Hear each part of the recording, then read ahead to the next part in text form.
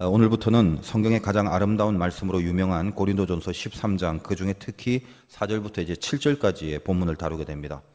원래는 한 3번 정도에 걸쳐서 이렇게 하려고 했는데 아침에 보니까 한 4번 정도 해야 될 것 같아요.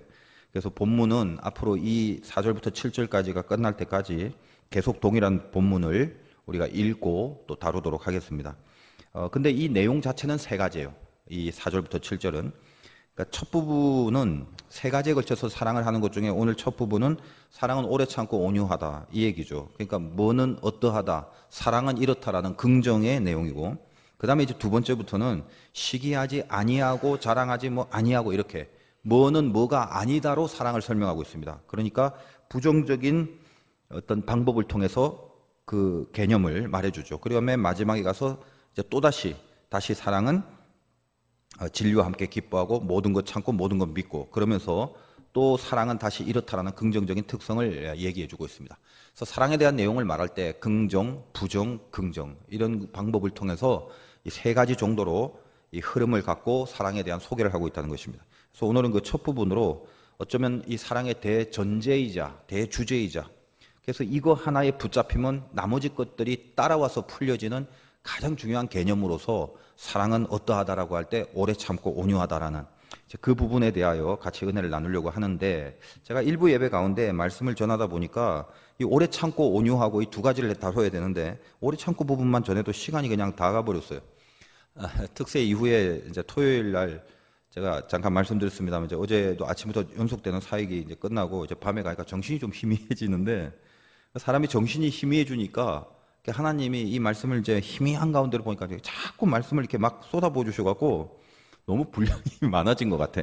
진도 조절을 잘 못해서 5, 6까지 끝내려고 그랬는데 시간이 너무 많이 지날 것 같아서 아침에 제가 말씀 전하면서 중요한 부분이니까 그냥 하나님이 저에게 그런 말씀을 하시는 것 같아요. 차근차근 급하게 하지 말고 이렇게 진하게 차근차근 좀 전해라, 이런 것 같아서, 또 시간도 많이 걸리고 그러니까 2 부분으로서 나누어서 살펴봅니다. 그러니까 오늘은 사랑은 오래 참고 온유하다, 이 말인데 그 중에 오래 참는다, 이 부분, 그것만 좀 집중해서 살펴보도록 하겠습니다. 일단 이 사랑에 대한 바울의 메시지는 막연히 사랑이 뭐냐라는 신학적이거나 이론적인 정의를 내리는 부분이 아니라는 것을 아셔야 돼요. 성경이라는 것은 항상 상황을 두고 그 상황 속에 하나님께서 주시는 메시지이기 때문에, 지금 고린도전서라는 것은 고린도 교회에 이제까지 늘 지켜보았던 폐단들을 지적하는 거죠. 그래서 이렇게 하지 마라, 이거 고쳐라, 이거 바꿔라, 반드시 여기서 돌이켜라, 그리고 그 돌이켜야 될 것이 무엇인가를 가르치려는 목적으로 이 고린도전서가 쓰여져 있다고 제가 처음부터 늘 그렇게 얘기를 하고 있습니다. 그래서 사실 이 고린도전서를 다룰 때는 좀 이렇게 아파야 돼요. 아파야지. 막 신나고 힘을 얻는 것보다 이렇게 찔리는 부분이 있고, 내가 이렇게 동일했구나, 그래서 이걸 도려내야 되는 아픔을 감수하는 그런 메시지로 받아들이면 정확하게 은혜를 받고 있다라고 느껴도 괜찮습니다. 어쨌든 우상이 만연했잖아요. 그리고 그 시대의 세속의 원리가 아주 강력하게 흐르고 있는 상황이었다는 거예요.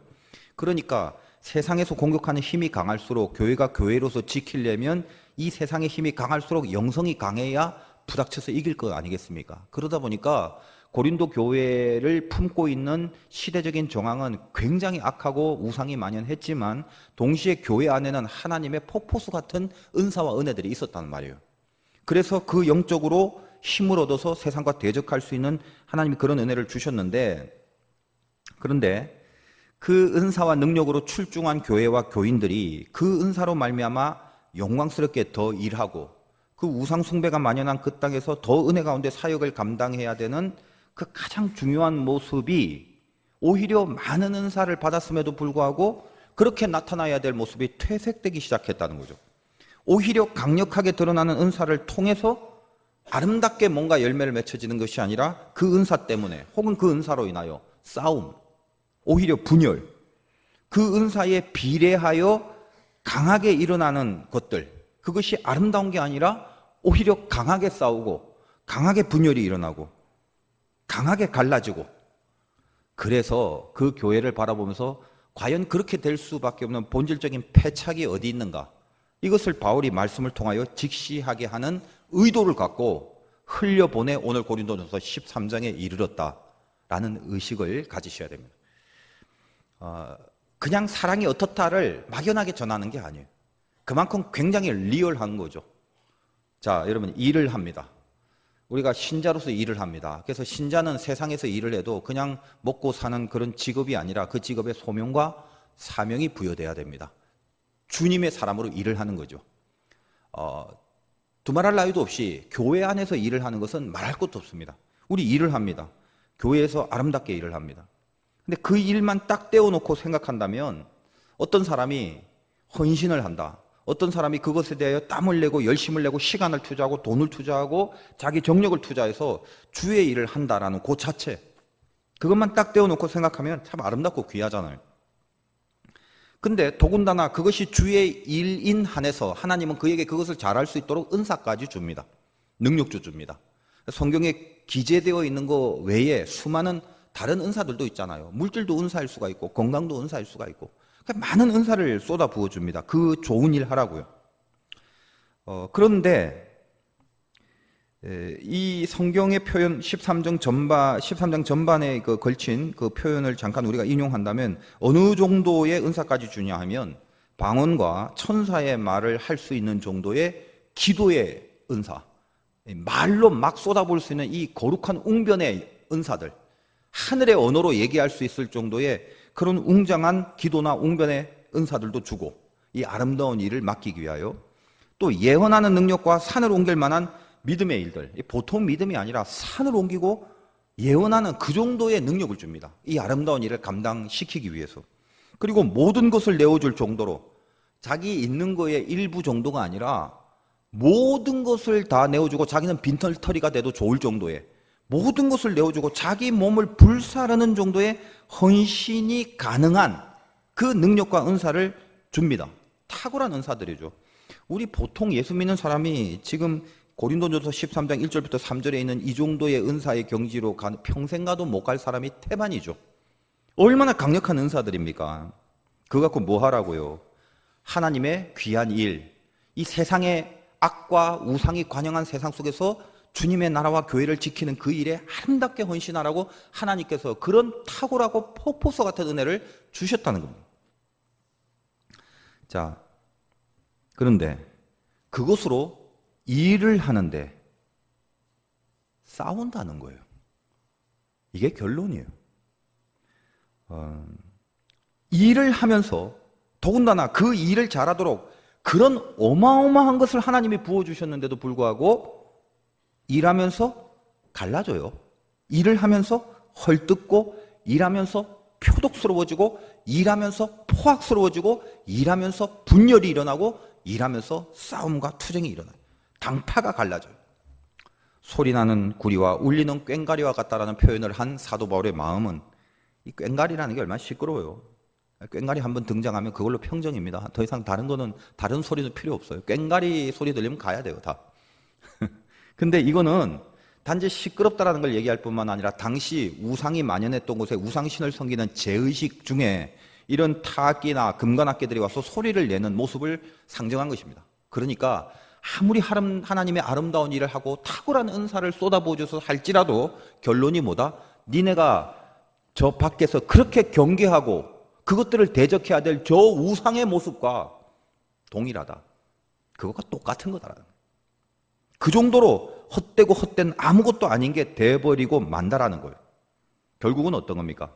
교회에서 행해지는 모든 일들이 그 궁극의 목적이 사랑으로 드러나지 않고 그리고 사랑으로 연결되지 않으면 귀한 은사로 일하는 열매가 마땅히 사랑이어야 함에도 사랑은커녕 분열, 다툼, 싸움들이 있다면 전부 거기에 개입된 하나님의 능력의 그 광대함이 얼마나 깊고 높은가와도 상관없이 그 모든 전부는 nothing, 아무것도 아닌 헛거다, 이 얘기입니다. 다 헛건데 왜 그렇게 하려고들 난리냐? 헛거를 할 거면서 왜 그렇게 발벗고 송곳도 붙이고 난리냐? 속지 마십시오, 여러분 신자들. 사랑이라는 열매가 안 나오는데 열심을 낸다는 건 무슨 나름대로는 하나님의 영광을 위하여 혼신의 힘을 다하고 그래서 뛴다고들 하는데 착각에 빠져 살지 말라는 거예요. 사랑이 드러나느냐? 처음부터 끝까지 사랑을 목적으로 하는 진심을 내가 지키고 하느냐? 그거가 제일 중요하죠. 만약 잘 보십시오. 천사의 방언을 통하는 기도의 사역을 할 경지든 산을 옮길 만한 엄청난 믿음의 사역을 하는 그런 거든 모든 걸 다 내어주는 구제의 사역이든 이 어마어마한 경지의 사역과 일이라 할지라도 우리는 보통 같아서는 그 발도 못 쫓아가지만 그 어마어마한 일을 그 사역을 하는 것일지라도 그 모든 것이 사랑이 드러나지 않는다는 것은 왜 사랑이 드러나지 않는다고요? 그 모든 것이 하나님을 위해서 하는 게 아니라 자기 만족, 그것 때문에 하는 거예요. 자기 책임을 지키기 위해서 욕 안 들으려고 하는 겁니다. 자기 의를 위한 몸부림 말고는 아무것도 아니라는 거예요. 결국은 자기를 위하여 하는 것이면서 하나님 영광을 위하여 띨내, 맘내 하지 말라는 거예요. 자기를 위한 은사며 자기를 위한 열심이니 결론적으로 어떻습니까? 내가 아무리 주의 이름이라는 것을 뇌까리면서 손발 걷어붙이고 사역의 자리에 가고 뛰는 자리에 갈지라도 자기를 위한 열심과 자기를 위하여 이용하는 은사밖에 안 되니까 결론적으로 보세요. 일을 하다가 만약 자기가 눌려지거나 자기가 돋보이지 않게 되거나 자기 명예나 자기 권위나 자기 자존심이나 자기 유익이 조금이라도 해를 당하고 있다는 것을 느끼는 즉시 싸움뿐이에요. 분열뿐이고 갈등뿐입니다. 당으로 나누어지는 것으로 드러날 수밖에 없는 것입니다. 그렇다면 교인들이 주님의 일을 해갈 때 어떻게 하면 온전히 하나님만 생각하고 이 사랑의 열매를 성공적으로 거둘 수 있게 될 수 있을까? 여러분, 이 고린도 교회의 문제는 사실 이것이 성경에 적혀지기까지 고린도 교회만을 위한 것이 아니라 지금 우리 한국 교회뿐만 아니라 세계의 교회를 향한 하나님의 메시지잖아요. 그 말은 고린도 교회에 필요한 이 말씀이 지금 이 지구상에 있는 모든 교회에도 동일하게 필요하고 동일하게 적용돼야 될 메시지라는 것입니다. 모든 교회가 마찬가지예요. 특별히 우리 한국 교회는 그 열심과 헌신에 의하여 타의 추종을 불허합니다. 우리는 교회에 나와서 이 어마어마한 은혜 가운데 쏟아지는 폭발적인 은혜를 고린도 교회처럼 우리 한국 교회가 받았잖아요. 대부흥의 역사 속에 신비한 하나님의 은사들이 곳곳에 쏟아졌잖아요. 그 힘 갖고 살았죠. 그래서 어때요? 세상 일 다 걷어붙이고 자기 집의 일 다 걷어붙이고 교회에 나와 충성하고 헌신한 일에 얼마나 귀하게 쓰임받았습니까? 비슷하죠? 저도 이렇게 세계 어디를 가거나 교회를 보면 이 한국 교회 같은 데가 없어요. 그래서 이 세계에서 목회하는 곳곳에 아무리 큰 교회 목사님들이라 할지라도요, 그 목사님들의 마지막 소원이 뭐냐면 다 한국에 오고 싶어요. 왜? 한국이 최고더래요. 한국 교회 성도들의 헌신의 정도와 열심은 전 세계에서 따라갈 수 있는 사람이 없습니다. 고린도 교회도 마찬가지였어요. 근데 그 아름다움이 혹시 결론적으로 헛것이다 이렇게 되면 얼마나 그게 비참하게 될까요? 여러분의 열심, 여러분의 땀들이 사랑이란 열매로 연그러지지 못하도록 악한 마귀는 계속적으로 방해를 할 것이고, 우리는 스스로 속아서 이 모든 땀 흘림의 결론이 사랑으로 가야 된다는 가장 중요한 가치를 완전히 잊어버린 채 악한 마귀에 놀아나서 땀만 흘려버리게 만들고 발만 걷어붙이게 만드는 모습으로 끝나버린다면 아무것도 아니다. 울리는 꽹과리다. 어떻게 할까요? 어떻게 해야지 우리가 이 온전한 사랑의 열매를 성공적으로 거둘 수 있을까요? 그래서 우리가 먼저 알아야 될 전제가 일단 조금 양보할 수 있어야 돼요. 우리 마음이. 온전을 추구하지만 잘 들으세요. 좀 양보하자. 왜? 내 주제를 잘 파악하기 위하기 때문입니다. 우리 다 죄 많은 사람이에요. 가장 먼저 알아야 될 것은 우린 다 죄가 있기 때문에 결국은 온전하게 100% 하나님만 생각하고 순전하게 100% 사랑의 열매만 남기게 될 완벽한 사역들은 우리 안에서 절대로 일단 나올 수는 없습니다. 그건 불가능해요. 왜? 우리 다 연약하니까. 우리 보통 교회가 사랑이 없어 이런 말 많이 하잖아요. 교회가 말이야 사랑이 없어. 근데 그거는 지구상에 있는 어떤 교회도 예외 없이 다 적용돼야 되는 말이에요. 여러분 어느 교회를 가나 쭉 물어보면 교회가 사랑이 없어 다 이래요. 이름이 사랑의 교회라는 그 이름을 갖고 있는 이 땅의 수많은 교회들도 들어가면 제일 사랑이 없어요. 그 정도로 교회는 사랑이 없다라는 말을 많이 합니다. 근데 잘 생각해 보세요. 진짜 없는 게 아니죠. 사실은 굉장히 많죠. 근데 워낙에 교회라는 공동체는 하나님이 자기 자신을 우리를 위하여 내어주실 만큼의 사랑으로 세운 교회이기 때문에 교회 그러면 그 교회 안에서 기대하는 사랑의 기준이 굉장히 높아요. 그러니까 기대가 크죠. 모여있는 사람들은 전부 죄인이 모였고 아직은 이 땅이 완성된 곳이 아니기 때문에 죄인들이 모였는데 하나님의 사랑이기 때문에 전부 사랑만 하고 예배와 사역하는 그 모든 것이 그 지고한 사랑의 열매를 100% 온전하게 다 내야만 하는 것이라는 기대가 깔려 있기 때문에 실은 이 세상의 어떤 공동체보다도 교회처럼 사랑이 많은 데가 없거든요. 여러분 당장 세상에 나가보세요. 세상의 목표는 옆 사람 밟아서 눌러서 내가 올라가는 것밖에 없어요. 세상은. 근데 교회는 아니죠. 사실은 세상과는 다른 엄청난 사랑이 교회에 넘치긴 하지만 기대 자체가 워낙 높다 보니까 상대적으로 교회에 사랑이 없어라고 표현을 할 뿐입니다. 어쨌든 오늘 우리가 이 사랑에 대한 이야기를 할 때 이 전제를 뿌리로 하여 붙들어야 됩니다. 어떤 거요? 연약하고 죄 많고 부족한 우리들이 아무리 그래도 죄가 많아도 은혜가 뭔지는 알기 때문에 진리가 뭔지는 알기 때문에 온전해야 된다는 의식은 갖고 있어요. 근데 그 의식을 갖고 있지만 나의 실체는 온전해질 만한 실력이 아직 안 되죠. 우리 모두가 다 죄인이니까. 그러니까 어차피 나는 온전하지 못해 라고 판단을 해버림으로써 온전해야 된다는 건 알지만 온전할 수 없는 내 자신을 잘 판단을 해버렸기 때문에 어차피 안 되는 거 그냥 관둬버리자. 그냥 뭐 살면서 나만 위해서 한번 살지 뭐. 왜? 나는 온전한 사랑을 이렇게 낳을 만한 완벽한 사람이 아닌 걸 스스로 알기 때문에. 그래서 어차피 이제 그냥 나만 위해 살아버리자 할 수 없잖아. 나를 방해하거나 내 유익을 희생케 하는 어떤 게 있다면 어차피 나는 온전해지기 힘들기 때문에 나는 나만 위해서 살아갈 거기 때문에 내 유익이 방해되거나 희생되는 그 일, 그거는 내가 확실하게 처단할 거야. 나를 방해하지 마. 혹시 그런 식으로 가는 사람은 없을까요? 그런 식으로 가면 안 된다는 거예요. 그리고 우리는 사실 그런 식으로 갈 수가 없어요. 왜? 부족하지만 은혜를 받아버린 거예요. 은혜만 없다면 뭐 세상에 온전한 게 어디냐? 이 땅이 단데 나만 위해 살면 되지. 이렇게 가버려요. 세상 사람들의 논리겠죠. 그러나 우리는 뭐예요? 여전히 부족한 건 맞지만 은혜가 들어와 버렸어요.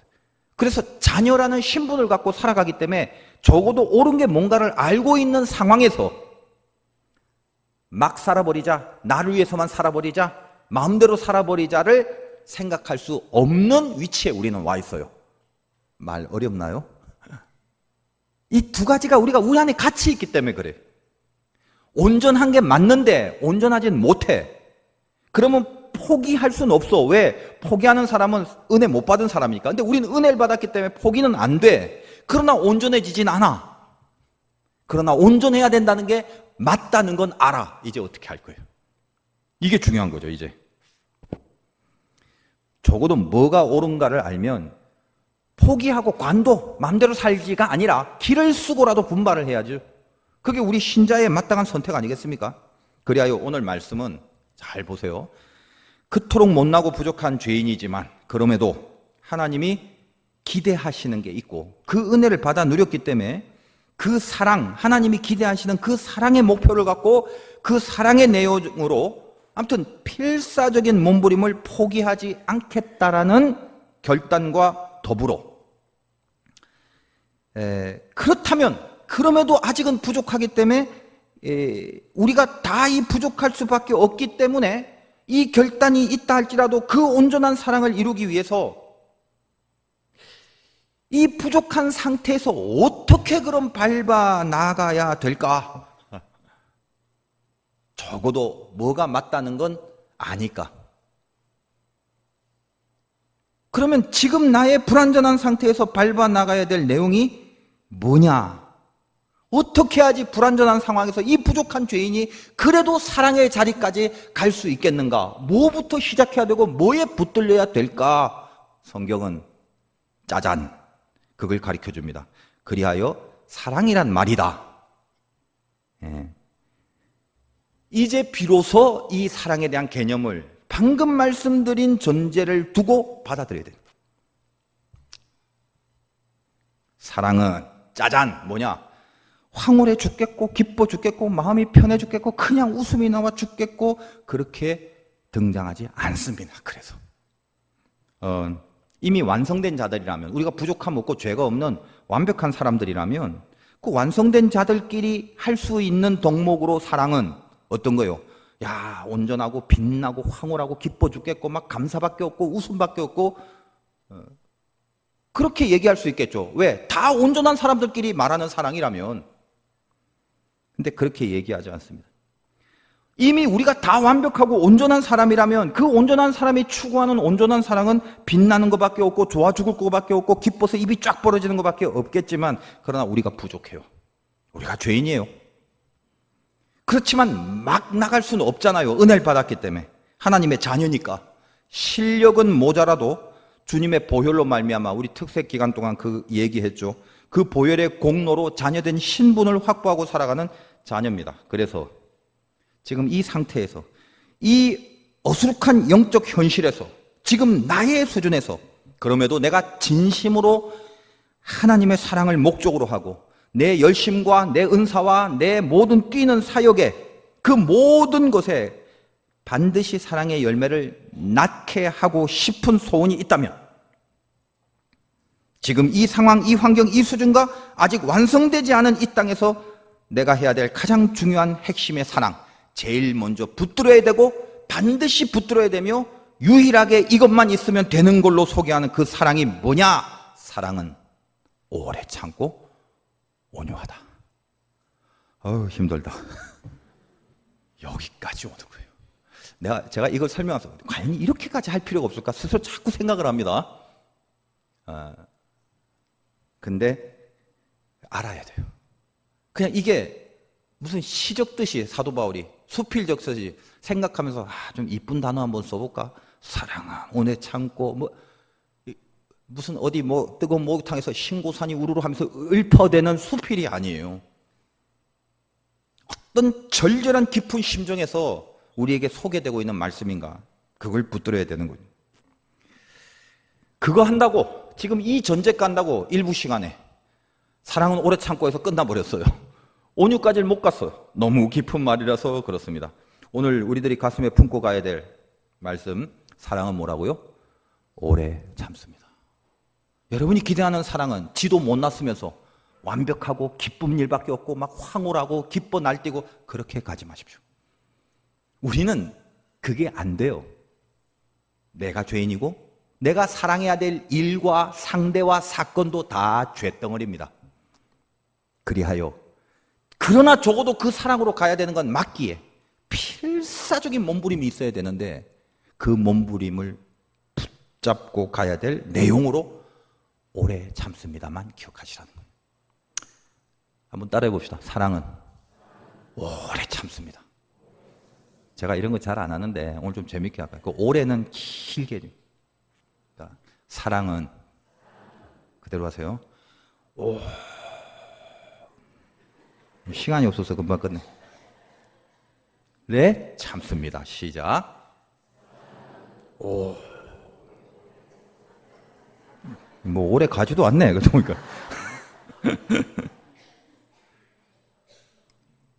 여러분, 오늘 예배 끝나고 나갈 때 주님 사랑하는 사람 되기 원합니다.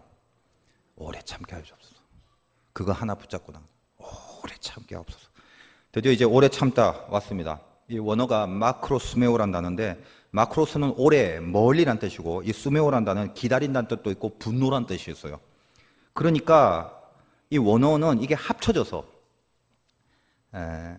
분노를 굉장히 멀리한다는 뜻도 되고, 잠시 기다린다는 게 아니라 오래 기다린다는 뜻이 됩니다. 근데 잠깐 기다린다는 것과 오래 기다린다는 것이 우리가 그냥 그 말만 보면 시간 차이 같지만, 성경이 말하는 것은 굉장히 그 근본적인 차원이 있어요. 좀 쉽게 말씀드리면 이겁니다. 이 마크로스메오란 단어는 분노를 오랫동안 나타나지 않는다는 뜻도 되고 분노를 아예 멀리한다는 의도가 있는데 그런 의미에서 오래 기다린다는 건데 이거는 뭐냐면 시간이 얼마나 걸리냐라는 관점이 아니라 기다리기가 너무 힘든데 근데 끝까지 기다린다는 거예요. 그러니까 얼마나 오랫동안 한 1시간만 기다리면 돼 뭐 이런 게 아니라 그 시간의 관점이 없어요. 이런 거예요. 만약 내가 사랑이 없다면 1시간 정도 기다려줄 수 있는 문제인데 내가 사랑이 생겼기 때문에 주님 사랑이 있기 때문에 내가 오래 참게 됐기 때문에 3시간은 기다려줄 수 있을 겁니다. 이런 의미가 아니라는 거예요. 이 오래 참고는. 기다리는 시간이 얼마쯤 걸리냐에 관심을 갖고 있는 기다림이 아니에요. 그럼 뭔데? 기다린다는 개념보다 이 마크로스메오는 견딘다는 거예요. 그래서 기다리는 거하고 견디는 건 달라요. 굉장히 다른 거예요. 조금만 참아봐. 좀 나아질 거야. 그런 말은 기다리는 거예요. 조금만 참아봐. 그럼 언젠가 이렇게 나아질 거야. 시간에 벌써 초점이 가 있죠. 그게 언제일까? 이거요. 근데 견딘다는 말은 뭐냐? 그냥 견뎌. 이거예요. 오늘 오래 참고란 말은 이게 가까운 말이에요. 사랑은 그냥 견뎌. 그냥 견뎌. 그냥.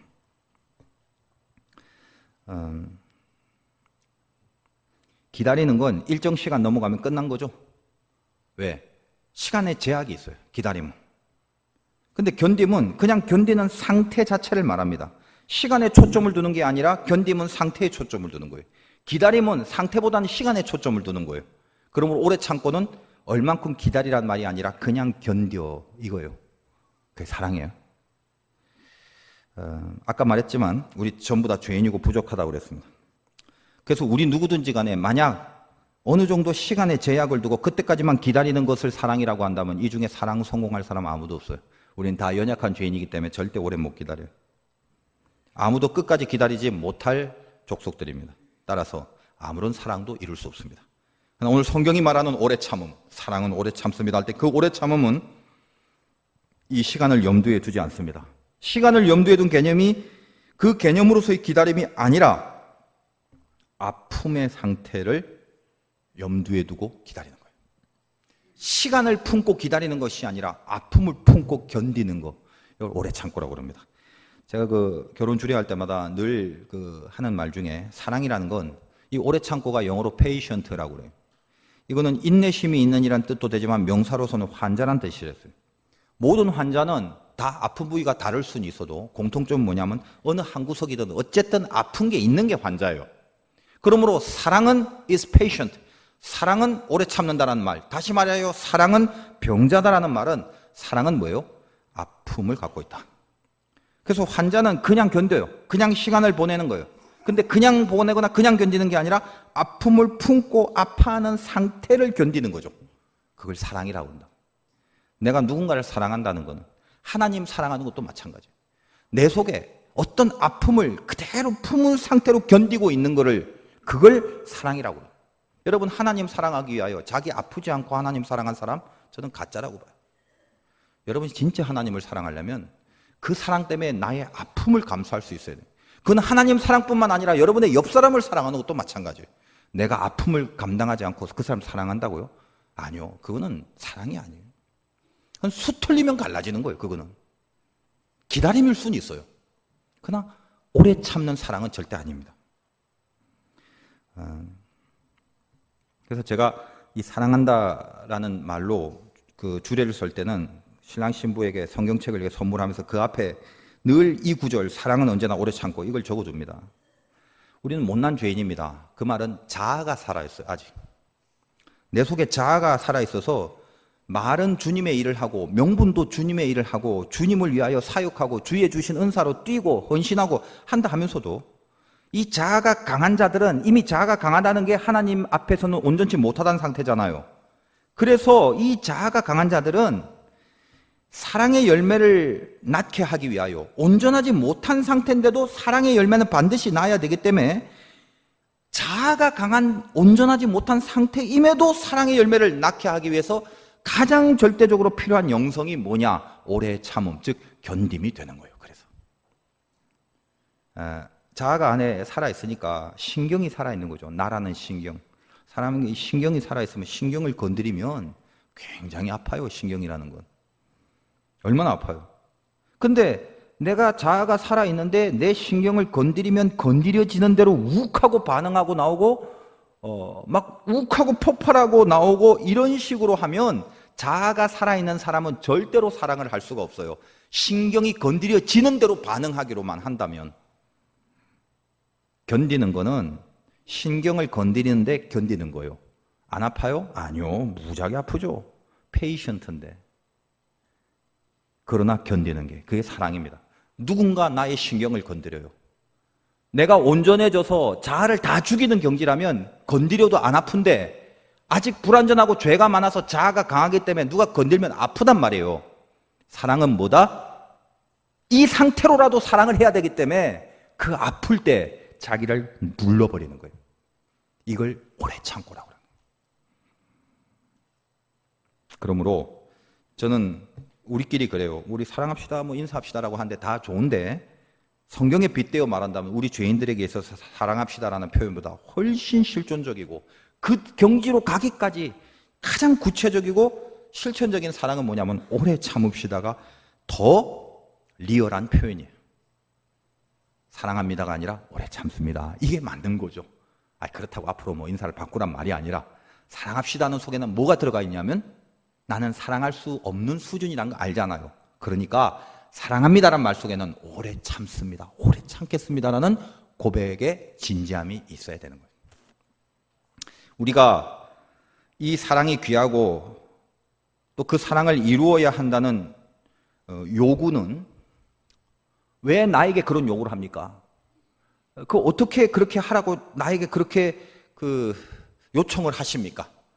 내가 그런 사랑을 해야 된다라고 요구받는 것은 무엇으로 가능해졌냐 하면 하나님이 우리를 사랑하셨기 때문에 가능해진 거예요. 그게 내가 사랑을 해야만 되는 그 출발이 뭐냐? 하나님이 나를 사랑하셔서 내가 자녀가 됐기 때문에 나를 사랑해서 자녀로 만드신 그 자녀에게 동일한 사랑을 요구하심으로 우리는 사랑해야 되는 명령을 받게 된 것입니다. 그래서 기독교가 사랑이라는 말을 두 개로 나누면 하나님 사랑, 이웃 사랑이죠. 하나님 사랑이 없이 이웃 사랑만 하는 것은 윤리고 도덕이지 기독교의 사랑이 아니에요. 기독교의 사랑은 반드시 하나님과의 사랑 다음에 이웃 사랑으로 가는 거예요. 내가 너희를 사랑한 것 같이 너희도 사랑하라. 하나님의 사랑을 체험하지 않고 하나님의 사랑에 붙들리지 못하면 지금 이렇게 읊어대는 수많은 사랑에 대한 얘기는 아무런 의미가 없으며 절대로 이루어질 수 없습니다. 오래 참으며 전혀 안 생겨요.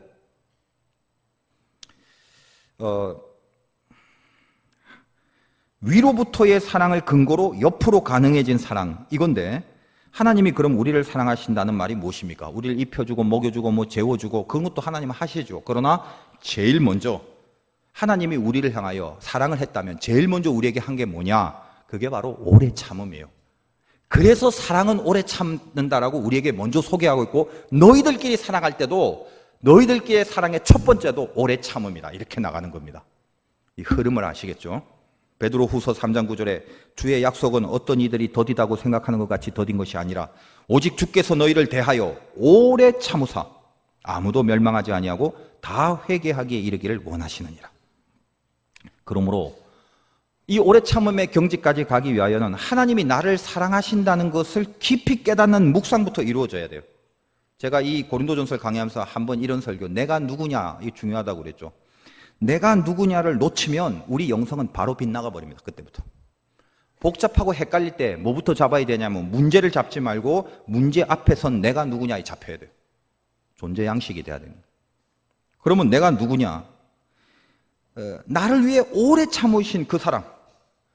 어느 정도 참으냐면 오죽하면 당신이 그걸 견디고 또 견딤을 통해 죽기까지 견딤을 통해 나를 사랑하시는 그 사랑, 그걸 이루려고 스스로 죽기까지 견디신 그 거대한 사랑의 빚진 자죠. 나와 여러분이. 저는 그래서 무슨 일이 있을 때마다 내가 누구지? 빚진 자나? 이것만 생각하면 다 해결돼. 그냥 문제가 안 생겨. 그냥 막 이렇게 올라오더라도 내가 누구지? 너 사랑에 빚졌잖아. 그러면 그냥 끝나버려요. 끝나버려요. 내가 하나님 사랑에 빚진 자임을 놓치지 않고 살아가는 그 사람만이 자기도 다른 사람을 향하여 드디어 오래 참아주는 사랑의 영성이 가능해집니다. 아무나 오래 참는 거 아니에요. 오래 참으라고 누가 얘기했대라고 그거 들었다고 오래 참을 수 있는 게 아닙니다. 이 오래 참음의 에너지는 하나님이 나를 오래 참으신 사랑의 빚짐에 대한 가슴을 가져야 이 에너지가 나오는 거예요. 그게 복음이죠. 그게 사랑이죠. 우리는 알잖아요. 사람 기다려주지 않아요. 조금만 늦어도 견디질 못해요. 특히 한국 사람들. 저는 이 세계를 이렇게 다니면서 이렇게 보니까 전 세계에서 신호등, 그 신호등 앞에서 가장 친절한 자동차 문화를 갖고 있는 민족이 한국 민족이라는 걸 알았어요. 어느 정도 친절하냐면요. 신호가 바뀌자마자 크락션을 울려갖고 알려줘요. 0.01초 만에 알려줘요. 빵! 하고. 그리고 나는 지금까지도 신기해요. 이렇게 대기하고 있으면 휙 가요, 그냥. 이게 안 바뀌었는데 왜 가지 하면서 보면 바뀌어요. 신호보다 더 빠르다. 이런 나라는 우리나라밖에 없다니까. 자, 한번 보세요. 신호 바뀌기 전에 미리 알고 완전 우사인 볼트, 이런 강력한 속도를 갖고 있는 나라는 우리나라밖에 없어요. 이렇게 빠른 나라. 안 기다려요. 기다림이 그렇게 약해요. 더뎌요. 더디면 견디질 못해. 여러분 보세요. 우리 죄들을 생각하면 나를 향하신 하나님의 사랑이 얼마나 큰지 알아야 되죠. 여러분 그때 그 짓 할 때 이미 끝났어야 되지 않아요? 옛날에 한때 그때 그거 하고 있을 때, 그 죄 속에 있을 때 이미 심판의 벌을 받고 끝나버려야 되지 않습니까? 안 그래요? 그런 적 없어요 다? 시치미 떼고 있지 말고. 그런데 하나님은 내가 그 더러운 죄를 짓고 있을 때 그걸 그렇게 아파하시면서 그 아픔을 그냥 품고 기다려주셨죠. 그 아픔을 그냥 품고 쳐야 되는데 견뎌주셨죠. 나를 사랑하시는 분, 그분이 하나님이에요. 이 사랑의 빚을 진 자가 나라는 걸 알면 내 일에 대하여, 나에게 닥친 그 문제나 사건에 대하여 내가 그 하나님의 사랑을 등입고 있는데 그거 기다릴 수 없을까요? 하나님께서 그거 손대 주실까지, 주께서 손대 주실 때까지 그거 못 참아요? 사람을 향하여, 그 사람도 딴 사람이 아니라 내 부모, 내 남편, 내 아내, 내 자녀, 내 친척, 내 이웃, 내 직장의 동료, 내가 섬기는 교회 교우들에 이루기까지 오래 참지 못해서야 되겠습니까? 내가 만약 오래 참지 못하면 하늘이 갈라지는 은혜와 능력과 은사가 출중하다 할지라도 아무것도 아니라 꽹가리에 불과하다. 나중에 다루겠지만 이 오래 참는다는 영성의 단계가 있어요. 제가 이 말씀을 깊이 묵상하면서 하나님 주신 감동으로 통과한 은혜인데,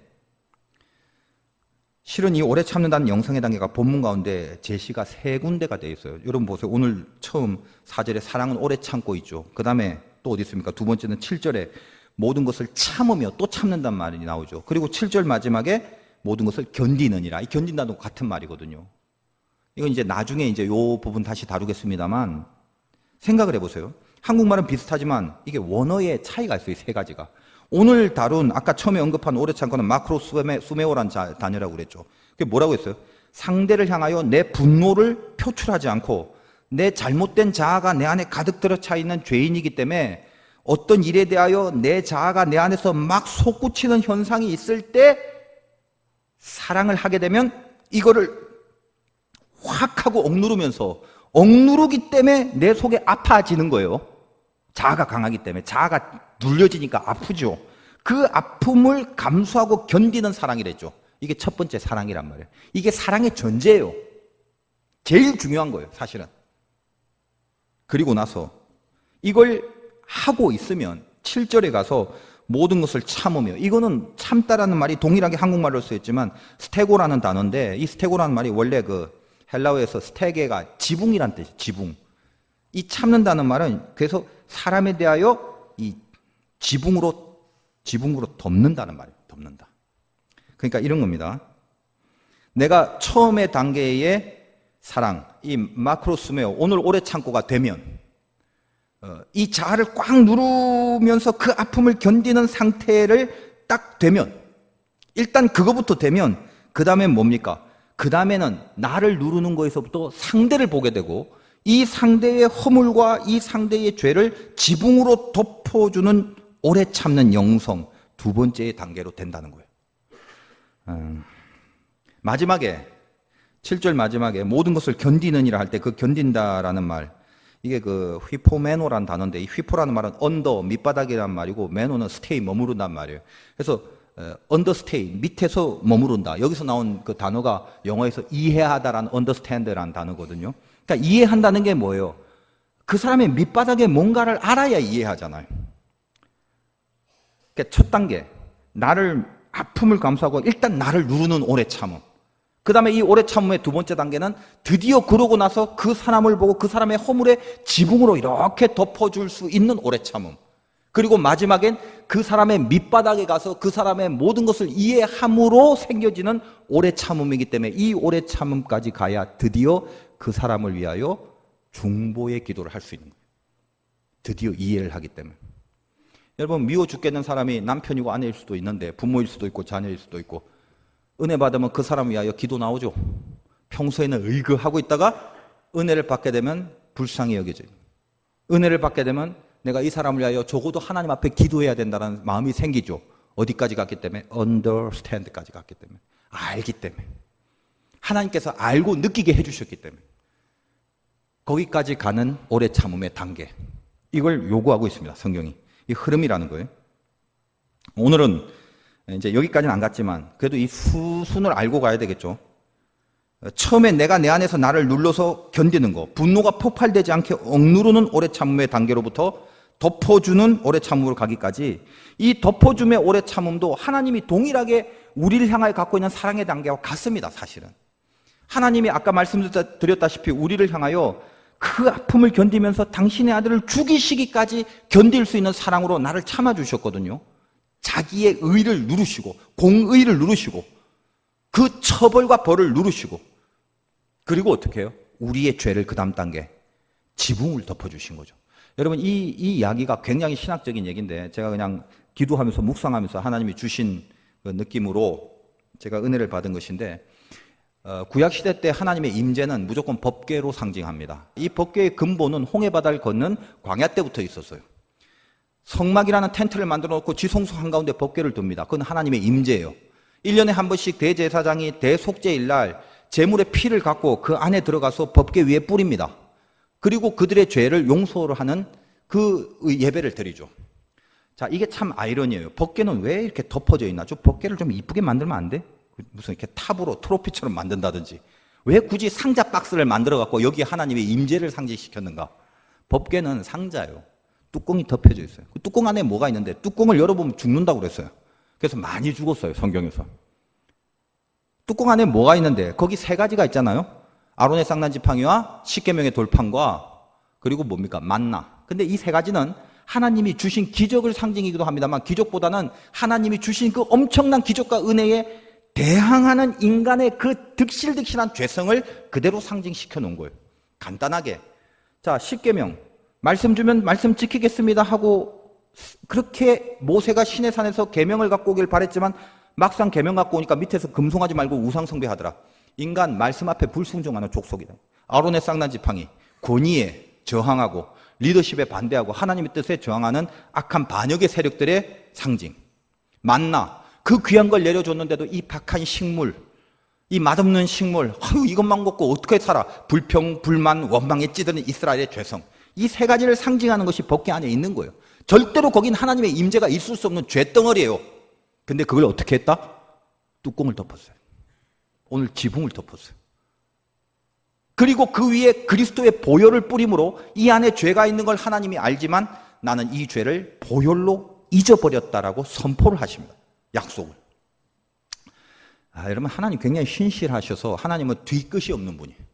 우리는 뭐다? 교묘해서 뒤끝이 있어요. 야, 봐줄게 하고 뒤에서 씹어요. 이게 인간이에요. 하나님은 봐줄게 하면요, 기억에서 없애버려요. 아세요? 내 죄가 주홍같이 붉을지라도 주의 보혈로 덮어버리면 하나님의 기억 속에서, 메모리에서 사라져버린단 말이에요. 그래서 너 임마 그때 그랬지 이렇게 안 따져요. 하나님 그렇게 쫀쫀하지 않아요. 피로 씻으시면 씻어버리시는 분이라고요. 신눈처럼. 내가 뭔데? 우리가 뭔데? 그 보혈 앞에 그 깨끗하게 씻음을 받은 자로 하나님이 인정을 해주는 거예요. 그게 뭐다? 지붕을 덮는 거예요. 뚜껑을 덮는 거예요. 그래서 열지 마. 거기에 피를 뿌림으로 내가 언제든지, 이 속에 죄가 있다는 거는 이 상징 속에서 죄가 가득하다는 건 알지만 내가 멀리하지 않고 그 뚜껑을 덮음으로 언제든지 이 같은 죄인들이 있는 곳이라 할지라도 내가 너와 함께 하겠다고 약속을 주는 거예요. 가끔 보면 이렇게 저만 흥분해서 은혜가 될 때가 참 많아요. 눈물이 흘러서 어찌할 수 없어요. 여전히 나와 함께 한다는 음성이 속에서 울려 나올 때는 견딜 수가 없어요. 그냥 어디 가서 그냥 울고 싶어요. 그거밖에 없어요.